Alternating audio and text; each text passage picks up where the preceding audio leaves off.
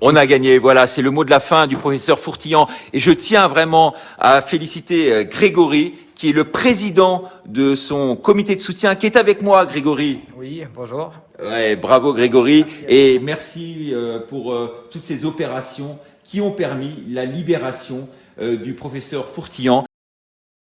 Grégory Pascal est une figure qu'on voit régulièrement revenir sur les réseaux sociaux. Nous allons faire une petite recherche autour de cette personne. Donc, c'est un personnage qui a été condamné à 5 mois de prison pour avoir menacé de mort François Hollande et Manuel Valls. Mais il a également pris 2 mois de prison pour insulte raciste envers Christiane Taubira.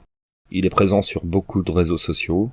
C'est quelqu'un qu'on voit revenir très régulièrement dans la plupart des plateformes. Proche de mouvements d'extrême droite. On le voit ici interviewé par Meta TV.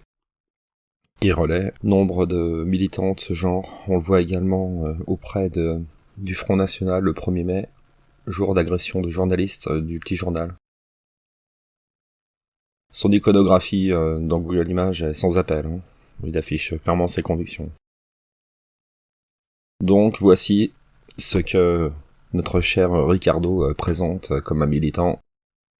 Un néo-nazi qui a participé donc au comité Fourtillan après avoir pourri à peu près tous les mouvements possibles comme les indignés, les nuits debout, les gilets jaunes, dans lequel il s'incruste et porte la voix le plus haut possible. Le voici donc embauché par notre ami Ricardo pour la minute de Ricardo. Et là, qu'est-ce qu'on trouve au milieu de ces photos dans les rassemblements de Fourtillan? Notre ami Chloé. Et ce cher Francis Lalanne.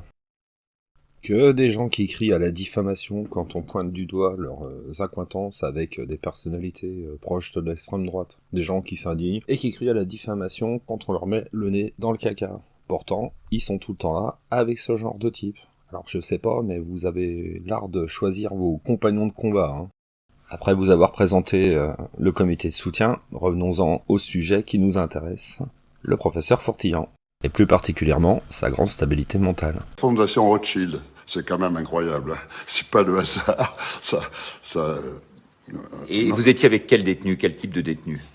Bon, j'étais avec un débile qu'on a mis là il était jeune, pour que je couche à l'étage, pour me casser la gueule. Il voulait me pourrir la vie. Et j'avais en face de moi une autre cellule où il y avait 2 agents de GSI, des agents secrets. À ma droite, j'avais un agent secret, un autre agent secret de la police nationale qui était là pour moi. Ils avaient été infiltrés dans la prison pour me suivre. Il y avait des micros partout. Enfin, ils croyaient que je ne savais pas, mais je m'en étais rendu compte. J'en rajouterai pas. Mais ils ont perdu. Alors le psychiatre, il est venu plusieurs fois pour me faire croire qu'il m'aimait, qu'il me trouvait bien, qu'il était intéressé par la psychopharmacologie, et pour me faire craquer, pour que j'accepte l'examen. Je l'ai jamais accepté. Et à la fin, la dernière fois, il a craqué, il a explosé. Il m'a dit que j'allais être enfermé en prison toute ma vie. Et là, il transposait sur moi ce qui allait lui arriver.